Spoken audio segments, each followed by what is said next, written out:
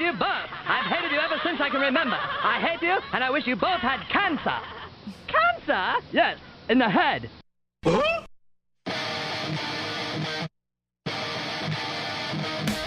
I'm as mad as hell, and I'm not going to take this anymore. Pay no attention to that man behind the curtain. Are you telling me you built a time machine out of a DeLorean? This is the Stupid Cancer Show. Uh-oh. Sounds like somebody's got a case of the Mondays.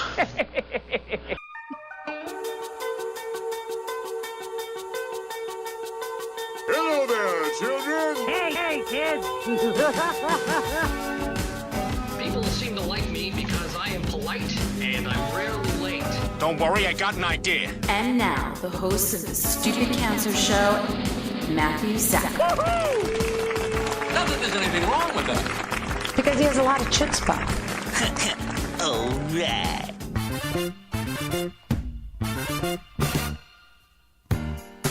Hello and welcome to episode 375 of the Stupid Cancer Show, the voice of young adult cancer. I'm your host, Matthew Zachary, a proud 20-year young adult brain cancer survivor, coming to you now from the Chemo Deck, our fabulous studio in downtown Manhattan. Broadcasting since 2007, the Stupid Cancer Show is a production of Stupid Cancer, the largest charity comprehensively addressing young adult cancer online at stupidcancer.org. My fabulous co-founder, Kenny Kane, away on vacation. Yes, we allow our employees to take vacation. If he were here, he would say that we welcome all of our first-time and returning listeners and to never miss an episode by subscribing to the podcast on iTunes and following us on SoundCloud. All right, it's not okay that 72,000 young adults are diagnosed with cancer each and every year. So, got cancer under 40 sucks, huh? Time to get busy living, folks, because the Stupid Cancer Show is changing the world one chemo infusion at a time.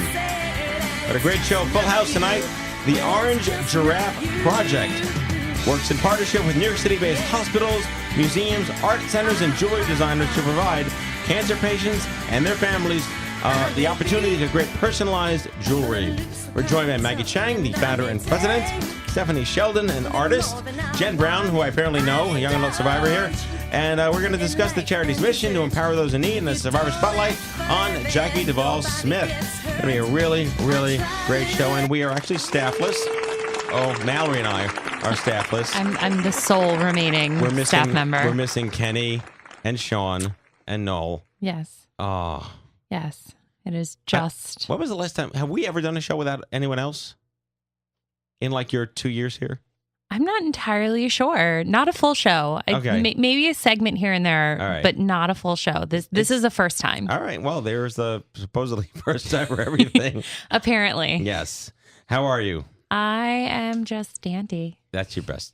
That's your best. It is my go-to saying. Yeah. So, good times. And you're Can't not complain. taking the 7 anymore, which is even better, right? The L. The L, sorry. The L and I are no longer friends. Okay. The A train and I are besties. Good. That's a good thing. Good times. I get here and I get here on time. Yes.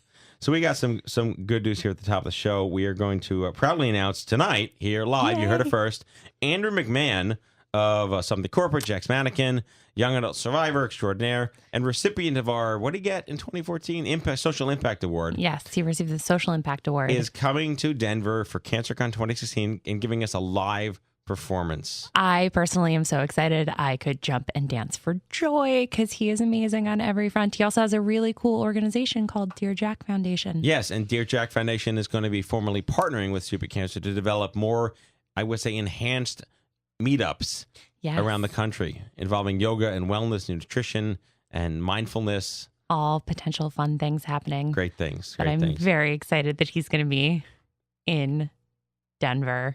Andrew told me he wants to tap my brain, which I told him is a dangerous rabbit hole to never go down.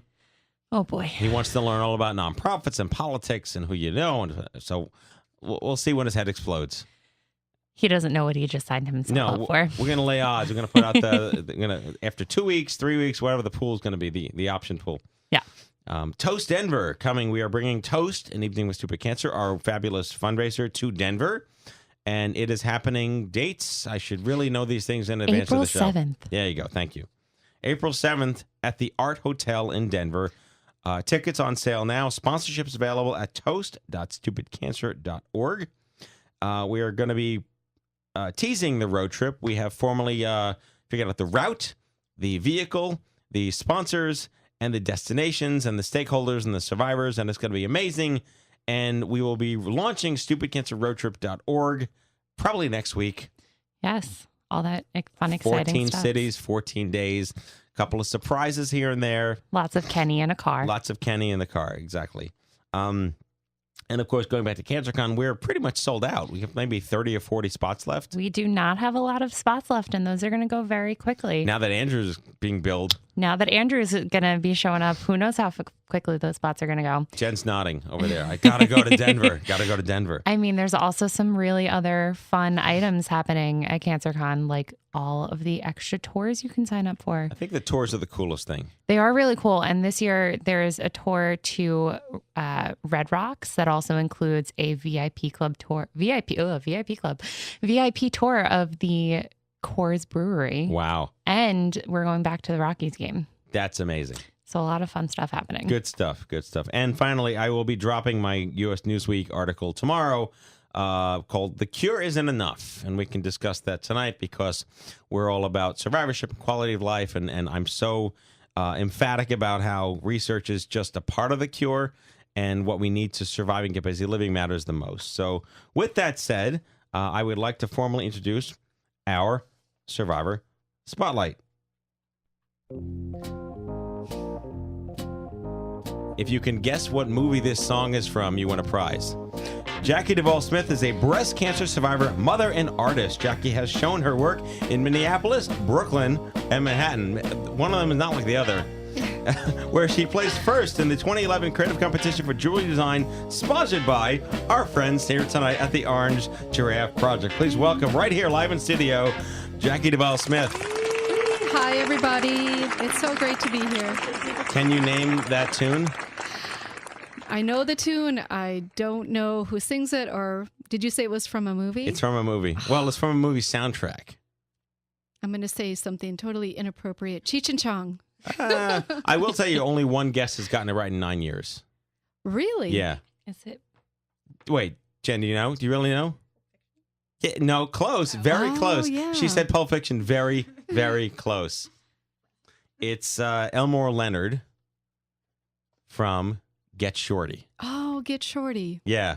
Mm-hmm. Mm-hmm. Now everyone's going to know the answer now, so it's not going to be a fun question anymore. I have to play all the other tracks going forward. But anyway, thank you for coming here live. We love guests that don't call in. I mean, we love guests that do call in, but it's just so much. I just ruined everything. Guests that call in are great, but guests that are here are even better. Yes, there we go. Because eye contact is something I'm teaching my 5-year-olds, and it's so important. I know how that is. I have 2 kids. Yes. Do they make eye contact? Not when they're in trouble. My older son today would not talk to me about homework. Oh, okay. No. Oh, God, homework. Would not look me in the eye. We could probably swap lots of stories over wine. I am sure. How old are your kids? The oldest is 14. The youngest is 10. Okay. I've got 5-year-olds, twins. So. Oh, twins. Just tell me I'm in store and I'll wait for that moment. It's all fun. Depends on how you define fun. So I'm reading here, you were diagnosed 6 years ago. 6 years. Congratulations. 6 years out. That's a 6-year cancerversary. We like those numbers. Thank you so much. So you had a mammography. I had my first one, and I went in, just dressed for the day. Yeah. And they saw me, and they kept calling me back. And I'm just like, la, la, la, because I had no idea. And all the other people in the waiting room were looking at me funny. And it took me a while to realize they were calling me back and back into the room for a reason. So I was pretty much diagnosed that day. So you are like the poster child for early detection. Yeah, yes, definitely. But all the doctors thought I should have known earlier, but I didn't see anything, feel anything. Isn't that great when they shame you that way? Yeah, kind of ticked me off. Yeah. Nothing like bedside manner. Yeah. How old were you? I was 45 at the time. So was that, I don't know what the rules were 6 years ago. Was screening 50 back then, or was screening 40 and you waited? Or you weren't, it wasn't a thing? My doctor told me I should start at 45, which is what I did. But a lot of people didn't start until 50. Okay. I mean, there's So- this raging debate over 40 or 50. Yes. You know, we represent, I mean, in this case, women largely under 40 for whom mammograms don't matter because Right. breast tissue and, you know, premenopausal and all that stuff. I mean, I don't know. At 45, they found something, which is great. They found a lot, and I was considered young. No history of breast cancer in my family besides my great-grandmother, who was like 92 when she got it. So I never even thought about it before. Right. I was so shocked. Right. And they found HER2 was Yes. which is better than BRCA. I mean, we have all these discussions about BRCA Yes. and hereditary risk and how insanely challenging that diagnosis can be. Yes. You know, there's no good cancer, but it's Right. good that it wasn't BRCA. And HER2 now is actually a good thing because there is medication that can treat it very effectively. But 15 years ago, it would have been a very scary diagnosis. No, clearly. So 6 years ago, your kids were a lot younger. Oh, yes. My younger son was 3, I guess. And whatever 4? 14 minus 6 is. Yeah. What, 8? I can't add. I don't know. I'm bad at math. Does someone know? Yeah. I'm getting a thumbs up that my math is correct. So it was really hard on them. My younger son, I started crying. And at one point he said, "Mommy, I'm going to make you sleep in a crib because you're crying like a little baby." Wow. But he just didn't understand really at that point what was happening. This is just so consummate in terms of, I meet a lot of people all the time. They're like, well, why young adult cancer? Why do you use those two words? You know, everyone thinks babies and old people. And, well, young adult cancer matters for several reasons. And it's a little different to get cancer when you're not a baby or 80. Oh, really? Tell me how. Well, we have ovaries and testicles, you know, and those matter in these years. And you can either have a kid or want to have a kid. And that's what clearly is the defining line in the sand as to why we're different. Right. So were you offered, or did you find, or were you hysterically searching Google for what do I tell my kids? It was really difficult. I did have some books that people had given to me, which were very helpful. And my thought was just to tell them everything. And whatever they didn't understand, they could ask as time went on. And our older son had a sense of what was happening. But my sister was mad at me because I called her up that day on the phone. I have cancer. And she was like, don't ever do that to me again. But as time has gone on, the younger one has really figured out what happened and, you know, has a good understanding. They both go to Camp Kesem every year, which is Love a camp for Kesem. kids affected by cancer. We promote that all the time. We love it. We need people to know more about this. Yes, It's one of the yes. least well-marketed resources for kids whose parents are sick. It's wonderful. It's free. Our kids, it's the highlight of their year. They love going to Camp Kesem. The counselors are volunteer college students. They're beautiful people, very dedicated. I can't say enough good things about Camp Kesem. Were you working at the time? I was. And I had to stop working because I was always at the doctor between chemo and then radiation. And then I developed lymphedema, so I was going to a physical therapist 3 times a week. And I was working freelance at the time. I had no time to work. And so I was very fortunate. I applied for Social Security, and they gave it to me. Wow, okay. Which is highly unusual. Well, did the Freelancers Union exist back then? It did, but I was not a part of it. Okay. Because they've come a long way in the past couple of years about how like you can get FMLA now in the freelance union, which is a big deal. Yeah, and at the time I don't think it was as big as it is now. So let's talk more about your life, because we don't really talk about cure. We talk about what does it mean to be alive today. Yes. And I don't use the word journey, but you've clearly been through the ringer. Double mastectomy is nothing to, be shy about. That's a really big change in your life. Yes. Were you, so there's, in 2010, was that law in place where you get reconstruction for free yet? It was pretty new. And at the time, I was pretty much an advocate for myself. And I had hit a roadblock with one thing. I don't remember now what it was, but I had to call my insurance company and say, look, there's a law that says I can do this. So, you need to have it go through. And yeah, you have to advocate. Maybe not as much now, but at the time you had to advocate. You know who was responsible for it? It's called the Early Act. Right. And it was weaved into the Affordable Care Act about a year after it passed, when everything was still, the Congress was largely still Democratic. Right. And Debbie Wasserman Schultz, a fellow young breast cancer survivor herself, very good, pushed this through, and it guarantees free reconstruction for life for any woman diagnosed with breast cancer. Yep. It's a wonderful thing. Yeah. Yeah. It's a really big deal. But I have to say, what was interesting is being on Social Security, I did not have health insurance for 2 years. And my doctors, God bless them, saw me for free for 2 years. That is, wow. Because I had no other options. That's incredible. It is really incredible. Were you treated here in the city? Yes, at St. Luke's Roosevelt. Well, the previously known as St. Luke's Roosevelt. Yeah, exactly. Yeah. I remember it was just like Columbia and then New York Presbyterian, and then now that it's all like one giant. Yes. Yeah. It's like how Citibank actually owns Santander and Valley National, and they're all in one bank. Yeah. Yep. Well, that's good. I mean, these are really amazing things. Partner, spouse, siblings, anyone in the family during this journey with you?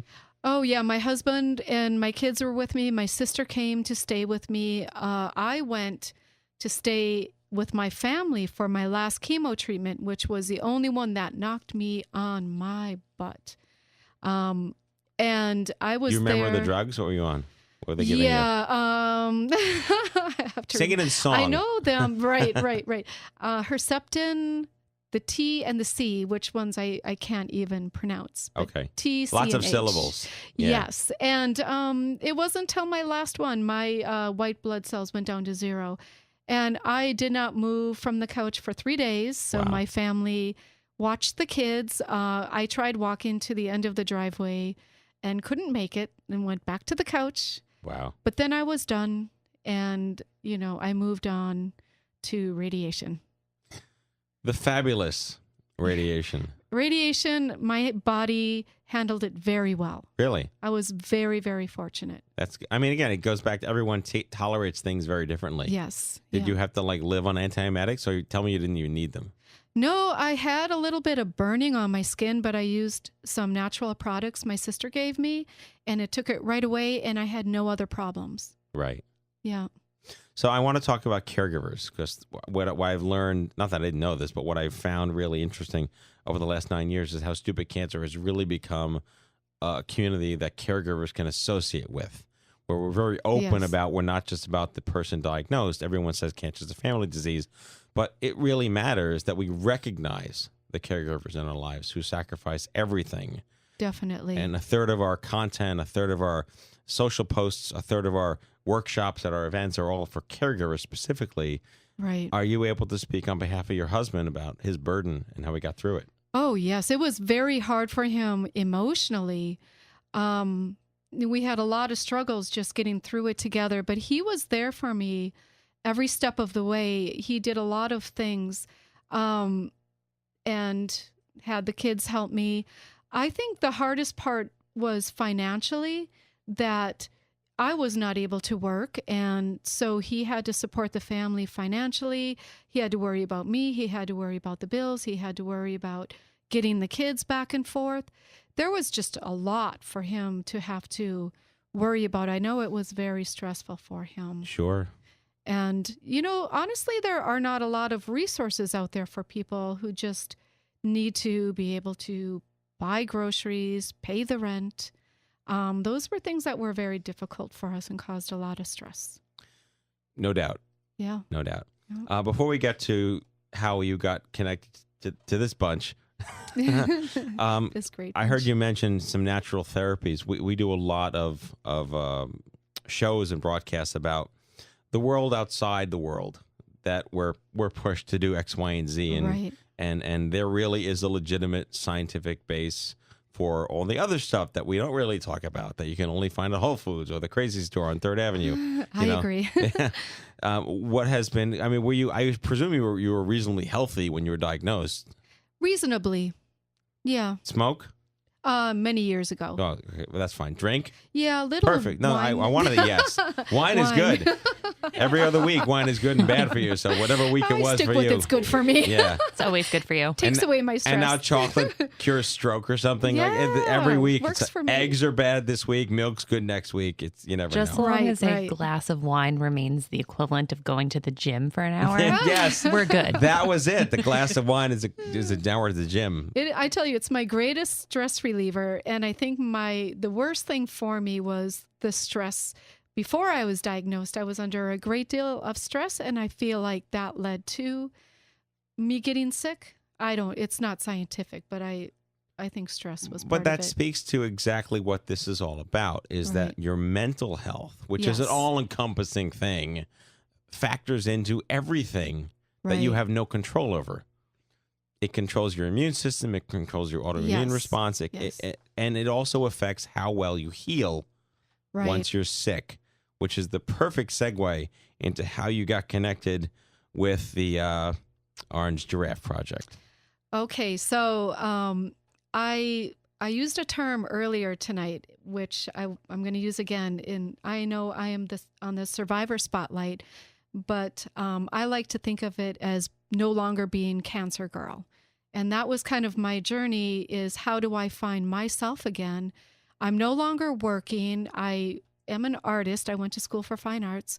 What can I do? And when I was getting chemo, I think it was Golly who came in, and I could make some jewelry while I was undergoing chemo. The kids were there. They were making jewelry. And it was very good for me because I felt a connection with my creative background, and it really took away a lot of my stress and got my mind off of things. And so Golly told me about... And who is Golly? She was one of the people working with the Creative Center. Okay. Which is a organization that does all sorts of art and creativity for I know them. cancer They're on like survivors. the west side in like 26th Street or something. Right at the Y. Yes, Yep, yes, yep. yes. So I went in for a couple classes, and then I signed up for the jewelry class. I had never made jewelry before, and I was connected with another artist, and we designed a necklace. And what was the best thing for me was trying to be an artist again, not just create, as a craft, but be an artist. And the artist that worked with me was a jewelry artist, and she got me, and she knew what I was trying to do. And we made my first story necklace. And what it was is that I took a bunch of pieces together that had a history, and I put a story into it by wrapping words stamped into metal around the necklace. And so for me, it was like, it was something you wear, but it was also a story and a piece of art. And what was so great is after this, I started making jewelry on my own. And I entered a contest for the Orange Giraffe, and I took first place, which was absolutely thrilling for me, but it also kind of, made me feel like, okay, I am still an artist. I'm not just cancer girl. I'm still an artist. And that was a big thing for me. So now I make jewelry, and I have a studio in Brooklyn, and it transformed my life. It's an amazing story and paying it forward too. Yeah. Have you definitely. found that other cancer patients and survivors are discovering your work? I need to promote my work more. You're on the Stupid Cancer Show. I know. What's your website? My website is storynecklace.com. Now, I am not good with websites. I need to put a shopping cart on there, but I'm working on it. Okay. But I am constantly making different pieces. I also am having an open studio at the end of April, which I will post on my website, all the details, and I will have my jewelry there. It's in Brooklyn, so if anybody wants to come, it would be great to have you. No, that's wonderful. I mean, again, we like, obviously we like happy endings, and you're here, and your family's Yeah. great, and you're doing good things. What would be your message to other people who are going through this, and whether they have kids or not? You know, I always ask this question of our anyone on our show because the answer is always different, but it's very unique and important. It's really hard to say. I think that the one thing that I learned from having cancer, that, you know, you have to look for something positive that comes out of it. And a lot of positive things did come out of it, but I really learned to let go. And I think my moment of learning to let go is really what allowed me to find ways to not live under stress. And since I believe that stress is bad for your immune system, I think that everybody needs to find their place where they can let go, whether it's financially, relationships. You have to find a way to move into a more healthy lifestyle for you emotionally. I think it's just so important to find that. Well, incredibly inspiring story. 6 years cancer-free. 6 years. Jackie Duvall-Smith, thank you for joining us on the Stupid Cancer Show. Thank you very much. All right, Mal. And now, the news. Hello, I'm Kent Brockman, and this is Eye on Cancer. Just the facts, ma'am. Head on over to events.stupidcancer.org. That's events.stupidcancer.org. Sign up for meetup alerts and never miss an event again. If you'd like to learn more about hosting your own Stupid Cancer meetup, visit stupidcancer.org/meetup. We have events happening in Wheat Ridge, Colorado, San Diego, California, and Anchorage, Alaska. No one should face cancer alone because isolation sucks. Download Instapeer for iPhone, iPad, and Android. Create your account and instantly start chatting with someone just like you who's been there and walked in your shoes. Join our community of thousands of cancer patients, survivors, and caregivers on your phone right now. Instapeer. We've launched a newsfeed aggregator on Tumblr for all the articles, blogs, and stories we couldn't possibly have the time to post on social media. Check out what we're reading 24/7 and don't miss a beat. Subscribe at stupidcancer.org/feed. For young adults, clinical trials are a red-hot mess, so we are throwing our hat in the ring to make some sense of the madness. Introducing I Am Not a Trial. Real young adults, real faces, and real stories plucked straight from our own community. Watch the entire video series now at IamNotATrial.com. Support our programs and services by heading over to stupidcancerstore.org. You'll feel great and look great in your new Stupid Cancer gear. That's stupidcancerstore.org. Be proud, wear Stupid Cancer. And that is your Stupid Cancer News.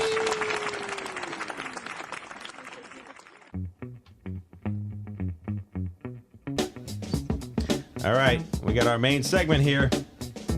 Maggie Chang is the president and co-founder of the Orange Giraffe Project, an organization that provides opportunities for people living with cancer to create personalized jewelry. Joining her is Stephanie Sheldon, ovarian cancer survivor who went to school for psychology and education, but has always been interested in the arts and has taken private classes over the years. In college, a holistic nursing class, as well as yoga meditation, planted the seeds for a passion in healing and nutrition and the mind-body connection.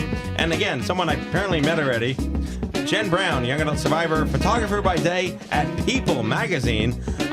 She is currently in the planning stages of a portrait project featuring cancer patients, survivors, and always collaging. I've never used that word on the air. Collaging for fun and relaxation. Please welcome to the Stupid Cancer Show, Maggie Chang, Stephanie Sheldon, and I'm going to do that again. We'll cut that. You know her. It's my brain. Please welcome to this. All right. Please welcome to the Stupid Cancer Show, Maggie Chang, Stephanie Sheldon, and Jen Brown. All right. It's back. It fades. It's called gray matter for a reason. It's the gray area that my brain remains in my head to begin with. Anyway, we're excited. I think Jackie did a great job kicking off. She's pretty much done all the PR necessary to get you guys into this segment. It just speaks to how patients are really taking charge of their own lives, and that we're not really depending on the system, and I'm using air quotes on the radio, that they're going to be responsible for helping us live beyond cure. whatever that really means. So let's start with Maggie, because this is a labor of love for you. Yes, it is. And it is for all of the people who are involved. We are all volunteers. Rarely do we get the founders or the co-founders on the show, and there's always a sense of desperate peer support to meet other founders and share in the solace of trepidation that things might actually work one day. Right. And you risk everything to do something. What drew you to this, and where did you get started? Yeah, well, we have a really lovely origin story. It was started in 2007, and I was introduced to a friend of a friend who had been diagnosed with stage 4 cancer, and she had gone through her treatments, and so she'd lost all of her hair, her skin color had changed, and she just really did not want to wear wigs or scarves, and she decided she would wear really bold, awesome jewelry instead. And she went shopping, couldn't find anything that expressed her. And so our mutual friend connected us because she had a vision and I had some skills. And we Like Liam Neeson skills? Like Liam Neeson. Yes, okay. No, Liam wishes. Yeah, well played. Mic drop. Jewelry making skills. Yes. And she and I worked together to create this jewelry that told her story. Jackie was talking about storytelling earlier, and that's really what this was for her. This story of owning her body again, the story of transforming where she was into what she could become, and her story of feeling beautiful on the inside, so therefore also being able to look beautiful on the outside. Right. It's all the non-clinical, non-academic, non-medical things that we're focusing on. Exactly. And, at the end of the experience, I thought it was really fun and it was very rewarding for me, but she really, really encouraged me to make it a thing. And she said, I've taken art classes before, but there was something about getting to work with my body and decorate my body and also indirectly and safely use it as a part of this composition. She was wearing her art, and it was on her body that had changed so much. And it was a nice reintroduction to her new body. And so anyway, she encouraged me to make it a thing. And with a lot of wonderful volunteers, we made it a thing. What's your background? Is it in arts and communications? Yeah, or so I'm we like a lawyer that quit the career? Okay. My mother wishes. I am actually a high school art teacher. Really? My background that is awesome. In art education. And I've had cancer in my family. I was raised by my grandparents, and they both had cancer, and so it was in my upbringing from an early age. And where'd you go to school? I grew up in Kansas. What? Wow. I would not have pushed that one. Wow. Okay. Why not? Stereotypes. Understood. I'm very honest. I'm sorry for Brooklyn. I was one of a few. Yeah, okay, I figure. I mean, there are Jews everywhere, but no one thinks there were Jews in Kansas. There are probably lots of Jews in Kansas, so. I knew them. It was a small club. Yes, of the non-these people over here. Yes, and in our time hanging out, we learned how to make jewelry together. Perfect. True story. Yes. Although we'd say, jewelry. So, and we'd sell it for you. So that's our people. I'm ruining this show again. That's okay. That's fine. So you made it your way from Kansas to New York City. Yes, with a pit stop in Philadelphia. All right, that's a good transition, though. Thank goodness. Like if you go from Kansas right to New York, I was like shell shock. Exploded. Yeah, Philly's a good place to buffer a little bit. Yes, thank goodness for Philly. Yeah, that's great. No, this is really exciting. So tell us about your team. Yes. Oh goodness. I say that we have giant giraffe hearts because my team is such loving volunteers who they were like Jackie said. Volunteers who are also artists, and they all have full-time jobs, whether they're designers at we've had designers at Coach, at Kate Spade, at real people. No, you can name drop. It's okay. Okay. Yeah, you're on the show. Name drop all you want. And I think that they were looking to use their skills in a way that could be paying it forward. And we're so lucky to work with them and to be able to work with them so consistently. And we also have a team behind the scenes who make sure that things run smoothly. And like I said, I'm just so impressed that it's all volunteer and everybody works full time and we make sure it doesn't fall apart. well done. I'm seriously, from like founder to founder, like our little peer support community here. Like it's very impressive to look back and say it's like that scene in Back to the Future when it's like finally invented something that works. Yes. That's kind of how. Yes. Yeah, it's a good feeling. Yes. So let's get to Stephanie and can I call you Steph? Sure. Okay, good. I just made that up. Taking liberties on the air. But you and Jen, both survivors, great stories. I was reading your bios here, but let's start with you because there was a lot of stuff in your bio about mind, body, yoga, meditation, healing, nutrition. Was that like a surprise to you to discover these things existed because you grew up in like Jersey? I did grow up in Jersey. Really? Yeah. I pinned that one. Say, all right, forget Kansas. I won Jersey. Wow. No, you mean was I surprised that those things existed? Yeah. When do you? No, just like you went to school. Yeah. And then it's like the Enlightenment. You know, get plucked out of Jersey. I was in Staten Island. I'll talk about that very publicly. In Staten Island. Get out of here. Yeah. What year? 74. Me too. What high No. school? We're gonna be like related at this point. What high school? I went to school in Jersey. Oh, forget it. Yeah. Forget you. Yeah. All right, Tottenville High School, class of '92. Oh wow. Yeah. You my you can stay. My family's not really into nutrition. I grew up with Wonder Bread. And, Yeah, of course. And March with Promise and Yeah. all that stuff and all the sugar we. By the could way, eat. Promise, not a sponsor.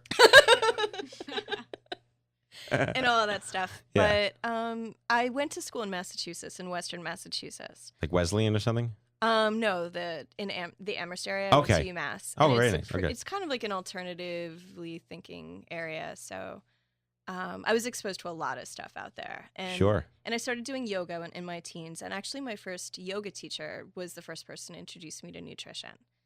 And she showed a video in class one day that I think one of the like Baskin and Robbins sons put out. I don't know if you heard of it. But the son of the people who founded Baskin Robbins is a big vegan, anti-dairy guy. So the opposite of the brand, but yeah. Yeah, it's like Okay. major rebellion in the family. Yeah.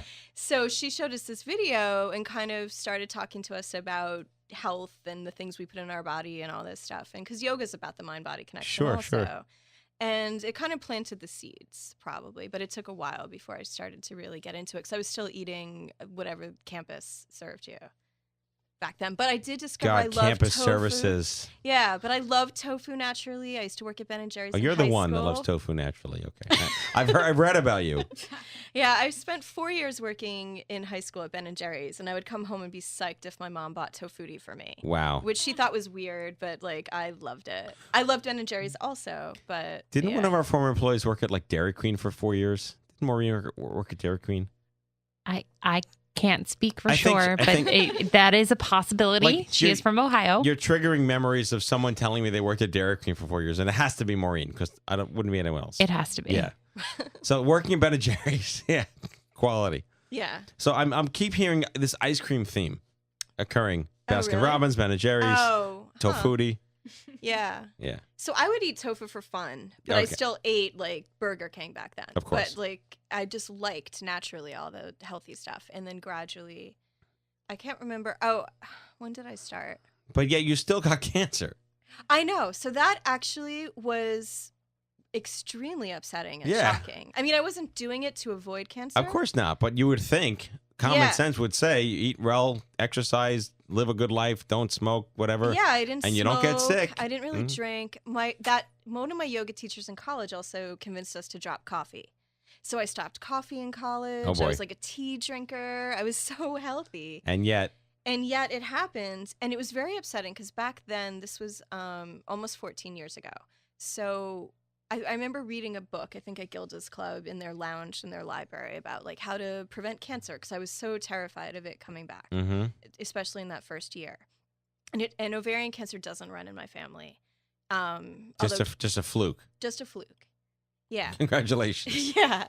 Cancer does, but not ovarian. Right. And so I was like, okay, maybe this will give me some kind of sense of reassurance that I won't have to go through this again. Right. And the whole book was about diet and nutrition. And it Which was you all did stuff- already. Which I had been doing for 10 Yeah. years, at least. And I'm not generally an angry person, but I think I threw the book across the room. I Yeah. was so frustrated. Mm-hmm. And I just felt like then there was no hope. Because Right. I was like, if this is what they're telling you, and this is what I was doing, Yes. then what is there? Right. Yeah. There was a great article in The Guardian a couple of months ago that no one liked because it basically said the truth, which is cancer is just bad luck. Yeah.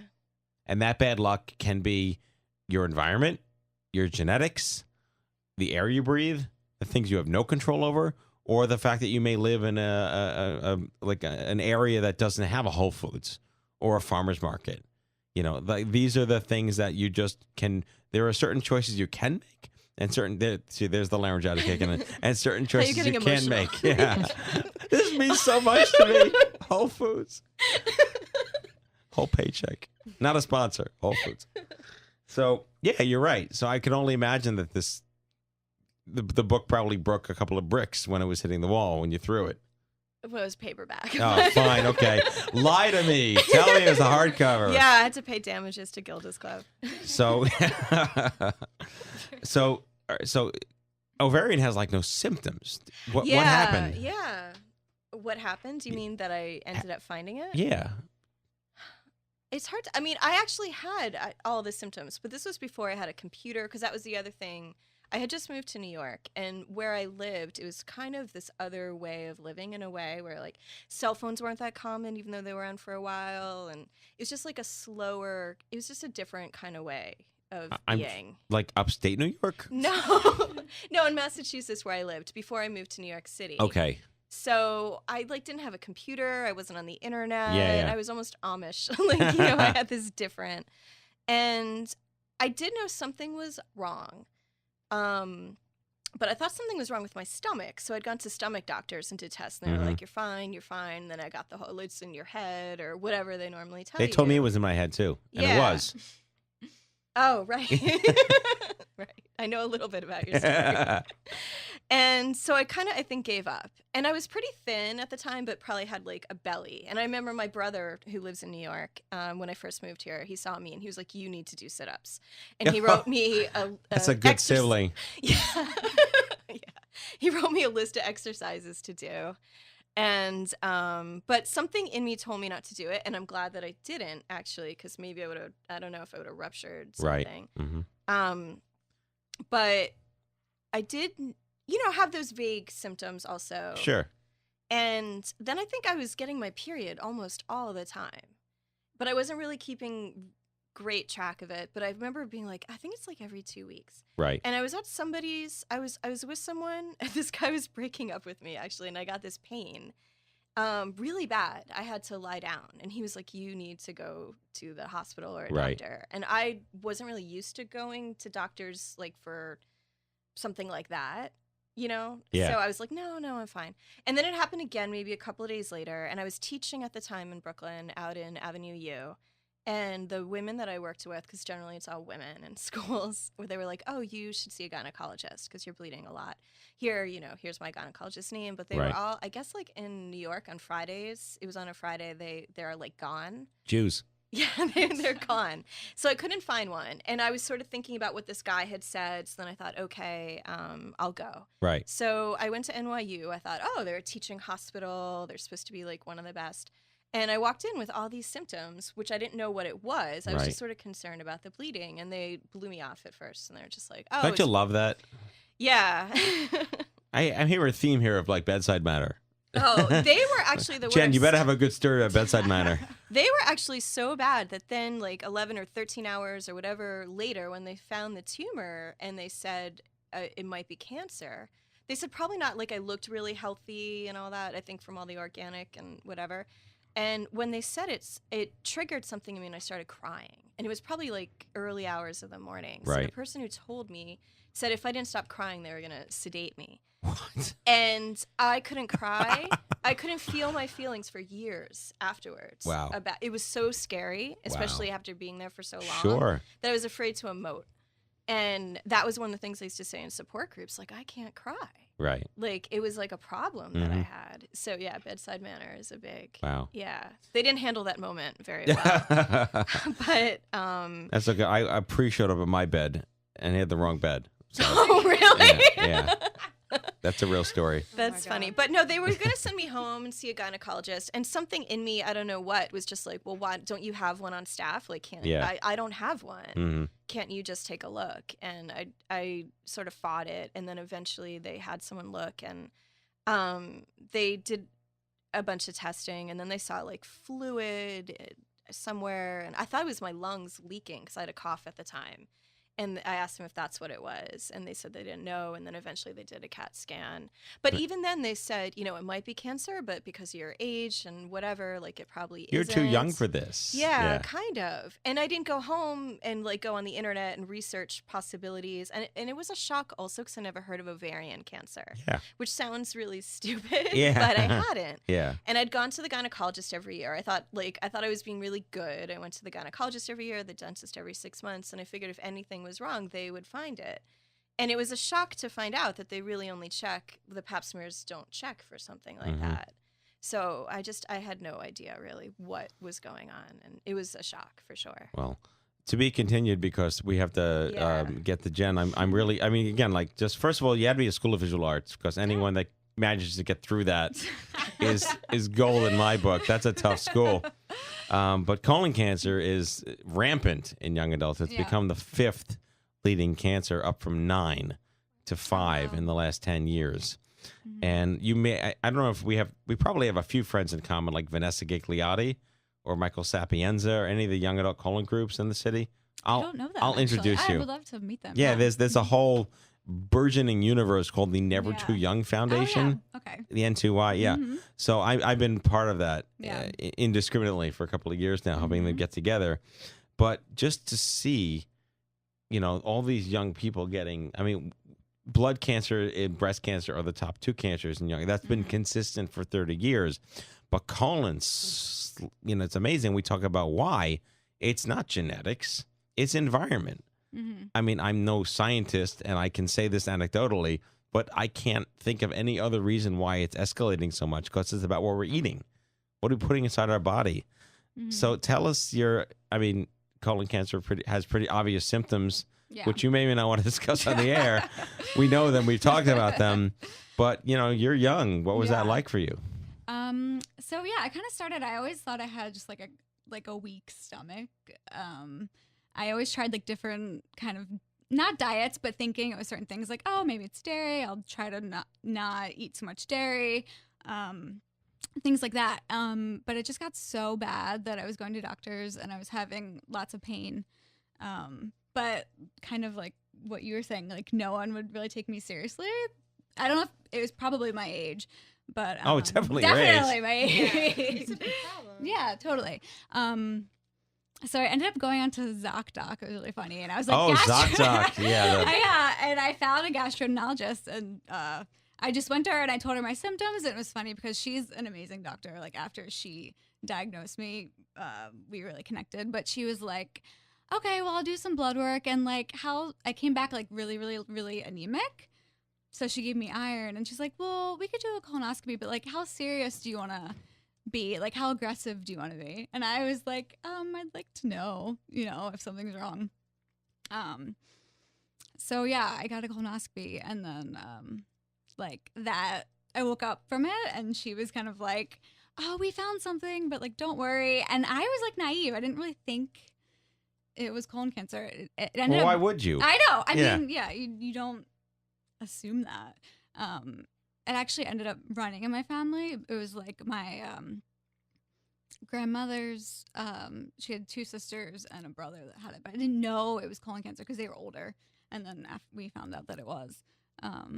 So yeah, that's kind of how I was diagnosed. And how old were you? 24. It's a great age to get colon cancer. It's a great age to get colon cancer. Yeah. That's the start of your new blog. A great age to get colon cancer. So you're young, you're a millennial. I'm sure you were already plugged into the internet of universes at the time. And you did you take to writing and blogging and journaling? Or I'm reading here, you might have gone introvert. I did introvert, yeah. It's really weird, like, kind of putting yourself out there, not knowing, like, how you want to... You don't want to just be, like you were saying earlier, Jackie, like the cancer girl, So I didn't put it on my Facebook or anything for, like, a long time. Sure. Like, my close friends knew, and And I'm a photographer, and even that was hard for me. Like, I didn't want to take any. I used to take a lot of self-portraits and do things like that, and I just like didn't want anything to do with it. It was weird. So, did you have to have an ostomy for a while, or you were No, I pretty didn't. good? Okay, good. I had a laparoscopic resection. Oh, okay. Which is cool. It's a robot, pretty much. So you have a nifty scar. Yeah. And then I did 6 months of chemo too. ABVD? Folfox? Oh, God. Yeah. Okay. I know.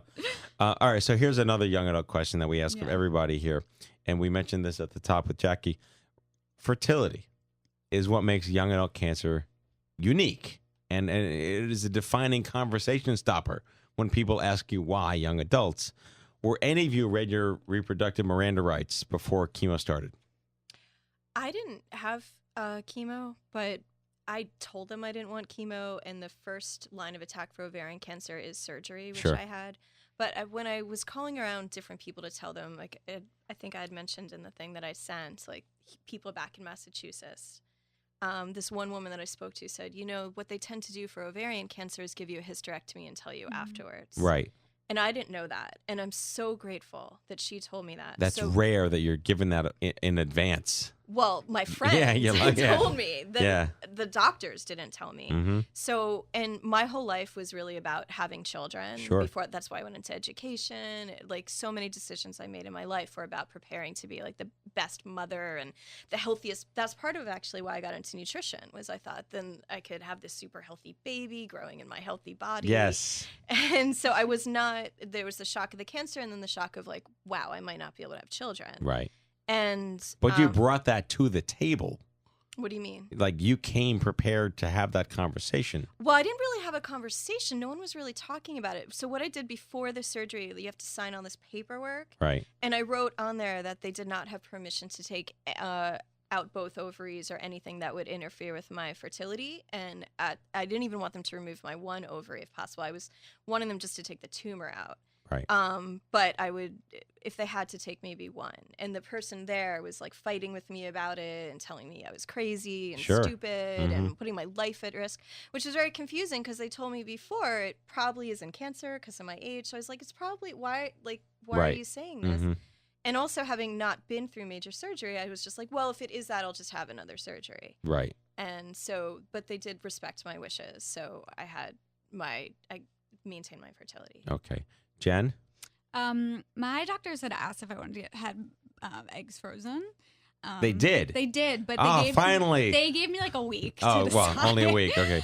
And my now. insurance didn't cover it No, of at course. all. So I decided not to because, I don't know, I was just overwhelmed. And that was like it was always like I would love to have kids. And my doctor was like, I had a patient who had a baby after your chemo at 35. So I was like, okay, I don't know if I can. I mean, I'm assuming maybe I haven't tried. Yeah, it's a huge uphill battle in our universe fighting for insurance parity to cover the costs, which can be anywhere from $8,000 to $16,000 just to harvest oocytes and follicles, or if you're married, to create embryos and freeze them. They're working on tech now, which is like science fiction, where they can just scrape ovarian tissue before your chemo starts and freeze that. Then they implant the ovarian tissue back in your body when you're well, and it becomes follicles. Wow, amazing. That's like $50,000 right now, and like like in like Aruba or some crazy Caribbean island. But that's the tech that they're working on now. So if it becomes a mandate, where any woman, like the breast cancer thing, any woman diagnosed with breast cancer gets free reconstruction for life, because that's called what's it called? Words. Can't remember it. There's a term for how physicians have to do harm to do good. So they have to remove your breast to save your life. They're violating the Hippocratic Oath. So the best that we can do as a moral society is to guarantee you this level of quality post violation of Hippocratic Oath. How can you conflate that in a good way with you have the right to be a mom? It's your liberty to be a mom one day. Cancer shouldn't take that away from you, and the fact that you can't afford to preserve is not your responsibility. That's a really good point. Iatrogenics. That's what it's called. It's a fancy word. Iatrogenics. I've never heard of that. Yeah, it's Googleable. It's very Googleable. Iatrogenics. But that does remind me, I forgot at first, but after my surgery, my doctor was pushing for me to freeze my eggs, which surprised me. And I didn't even think about the cost. Mm-hmm. But she just said, or if I wasn't going to get pregnant, which she wanted me to do. Like, so fertility actually came up after the fact. Which of is, like, before you die, Yeah. you should make having a child your priority. Mm-hmm. And that kind of surprised me. I don't know if anyone else was told they should have a baby ASAP. Well, I want to connect. We have one of my dear friends, had ovarian cancer, but she had a hysterectomy on the operating table and didn't tell her anything. She woke up, no baby. You know, she finally went through surrogacy, and they have a beautiful boy now who's 4 through the husband's sperm and a donor egg. But that's what we're trying to eliminate. Yeah, that should be illegal. Yes, it should. I mean, that's a major thing to just take away from someone without their consent. Right. So, Jen, you're well now? So where are you now? It's been 3 years. Yeah, I'm in remission. So that's good. Yeah, congrats. We like that. Yeah. And you are obviously de-introverted. Coming on the show to millions of people here. I know. We've unintroverted you. Yeah. No, I think it helps, and it's good to talk about it. I think when I was going through it, maybe I was just like in shock. Sure. But it's good after the fact, and I wish I talked about it more. Well, this goes back to how what I love about what Stupid Cancer has become and represents to people. It's not just like we're giving you permission to be pissed, like you said. We're really I'm fine 20 years later, but I'm still pissed. But we give you a channel to help someone just like you. Yeah. So specifically with young adults and colon cancer, it's being taken seriously. Yeah. It's being connected to the right people right away. And if you want to be an introvert, that's fine. But you have the right to know there's all this stuff available. Like Orange Giraffe. There you go. Let's bring it full circle. Sure, Tell us how you guys plugged into to Maggie's universe. I was taking classes at the Creative Center, and I saw it and had a good feeling about it and signed up and loved it. It was probably in the almost 14 years I've been taking classes there, the best class I've ever taken. You're not just saying that because she's sitting next to you. No, I've told other people that too. Thank you. It just was mind-blowing. The whole aspect with the having the collaboration, that's something that was new that I hadn't experienced before and was so exciting. And I think there's something about two minds coming together to work on something. And it was also so personal. And just the whole process, like Maggie puts so much into what she does. Seriously, I love the Creative Center, but a lot of times, sometimes the teachers kind of sometimes they eat their dinner or they're not really paying attention to us. Whereas Maggie has us through this whole big process. She's starving the whole way through. She really is. She really is. For everybody. Yeah. I mean, it's just like she really knows how to plan something and bring something out. And then when I did it also, there was this beautiful presentation on the last day where we were given our necklaces in a box and someone, I don't know if it was Maggie or someone behind the scenes, had put together a booklet of like the artists. Yeah, our team did that. Oh, it was just an artist catalog. Yeah, like I just felt so respected and inspired and empowered and excited all at the same time. And I learned so much, not only about making jewelry, because I've taken other jewelry making classes, but just the whole idea of a vision board, which Maggie does in the beginning. Right. I'd never done that before or heard of it. And so that I don't want to throw out my old magazines now, which is a problem. And I keep saying when someone's like, you got to throw them out. I'm like, no, I could do something with them.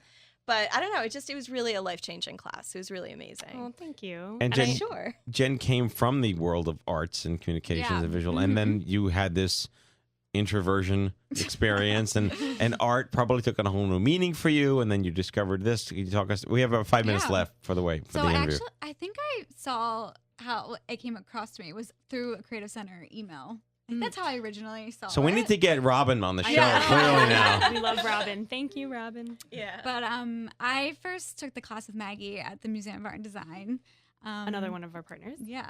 So that was really awesome, and I really liked the aspect of walking through the museum, and we talk about art and then kind of learn and then put those learnings into work and making things with our hands. I think that's the most important thing for me because it was nice to do something where you didn't have to think about it as much, like in like a super artistic way and put meaning to it. You just kind of work. You let it flow through your fingers, and I think that was really important. And I had never made jewelry before, so it was really interesting to me, and I really enjoyed it. And I thought it was really nurturing. Exactly. Having somebody else working with you who was so supportive and really able to get where you were coming from. Like, it was this incredible kind of emotional support in a way, right? Yeah, there was something about that. Yeah, and you can connect with another person at the Yeah. same time, which was really awesome. Amazing. Yeah. Was it called a collaboration. vision board? I forget what it's called, that first thing Yep, that we vision did. board, Oh, okay. inspiration board. Yeah. Yeah. Yeah, but I like that you're picking up on the word collaboration because it's definitely one of our values. And when we talk about personalized jewelry making, we really do want to make it personal. And sometimes it's scary to go out there and take a class and mingle with other people who also have cancer, and you think you might get into a room and that's what you're going to be talking about, but nope, we're going to be making art. Yeah. Yep. And honestly, sometimes you just want a little bit of undivided attention. And we love that two people can come together and create something that neither one would have created on their own.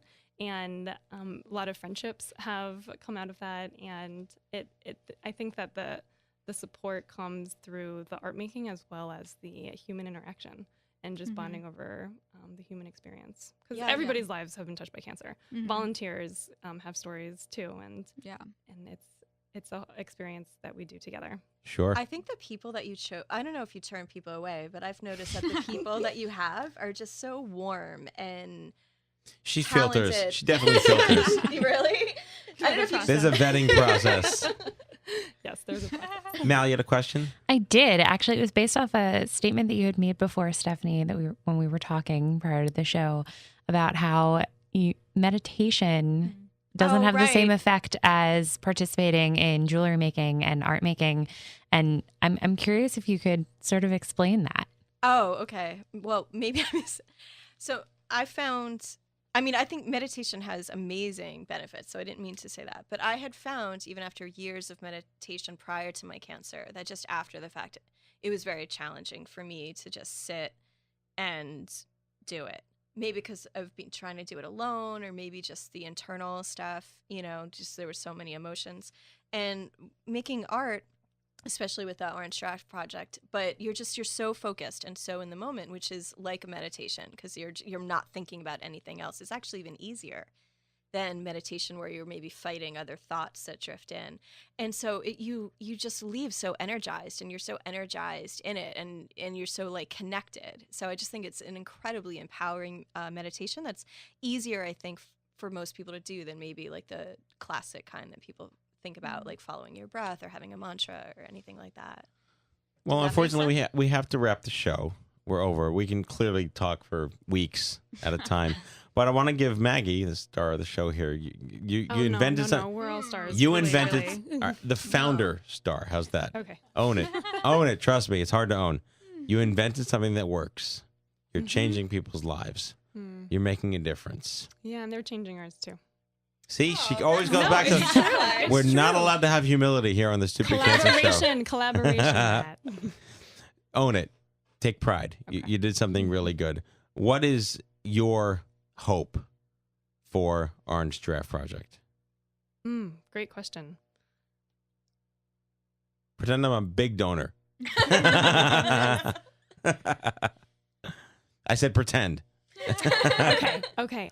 You mentioned something at the start of the show that it's not just about the cure, it's really about healing. And we think that creativity has so much to do with that. And if we can get people to understand that if you're making art, you're also finding your identity and your voice, you're finding some stress relief, you're able to express some really complicated emotions and experiences that you've lived through in a symbolic way and in a tangible way.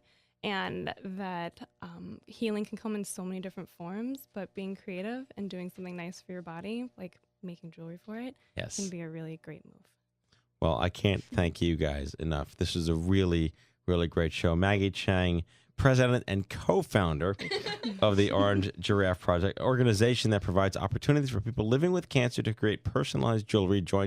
by Jen Brown and Stephanie Sheldon, young adult survivors extraordinaire, equally angry as I am.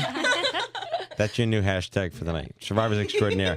Thank you so much for making this a really great show. I'd also love to mention, Final shout out. if possible, final shout out to all of our volunteers and all of our Yes. partners. But we're also currently looking for more volunteers and partners. We're very open. A website. Yeah, www.orangegiraffeproject.org. There you go.